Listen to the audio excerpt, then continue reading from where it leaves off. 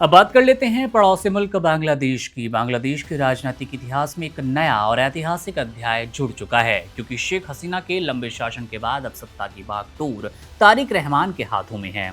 ढाका में ली गई उनकी शपथ केवल एक सरकार बदलने की औपचारिकता नहीं है, बल्कि एक राजनीतिक विरासत की वापसी और एक नई सोच के आगाज का प्रतीक है। प्रधानमंत्री के रूप में तारिक रहमान का उदय उनके विरोधियों और समर्थकों दोनों के लिए एक बड़ा संदेश है। लेकिन इस सियासी शोर के बीच सबसे अहम सवाल ये कि देश की कमान संभालने वाले तारिक रहमान की बौद्धिक क्षमता और शैक्षणिक पृष्ठभूमि है कैसी। सीधे शब्दों में आपको बताएं तो पढ़े लिखे कितने हैं। एक प्रमुख राजनीतिक परिवार से आने के बावजूद तारिक रहमान ने अपनी शिक्षा को कभी नजरअंदाज नहीं किया और उनकी शैक्षणिक यात्रा ने ही उन्हें आज इस सर्वोच्च पद तक पहुंचने के लिए एक मजबूत आधार तैयार कर दिया।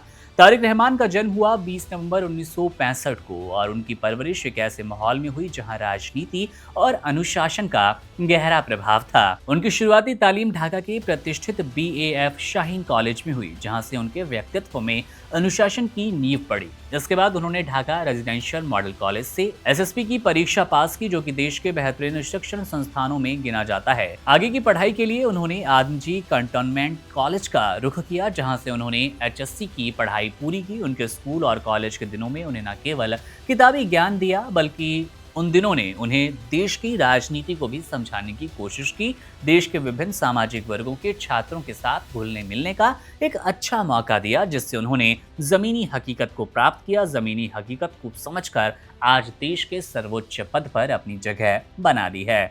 उच्च शिक्षा के लिए तारिक रहमान ने देश के सबसे बड़े और प्रतिष्ठित संस्थान ढाका विश्वविद्यालय में कदम रखा, जो कि उनके जीवन का एक अहम और टर्निंग पॉइंट रहा। उन्होंने पहले कानून विभाग में प्रवेश लिया ताकि वे देश के न्यायिक प्रणाली और संविधान की बारीकियों को समझ पाए।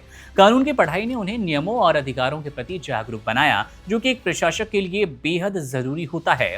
इसके बाद उन्होंने अंतर्राष्ट्रीय संबंध विभाग में पढ़ाई की, जो कि आज प्रधानमंत्री के रूप में उनके लिए सबसे बड़ी पूंजी साबित हो रही है। अंतर्राष्ट्रीय संबंधों के छात्र होने के नाते उन्हें वैश्विक राजनीति, विदेशी कूटनीति और भू राजनीतिक समीकरणों को समझने की गहरी दृष्टि मिली।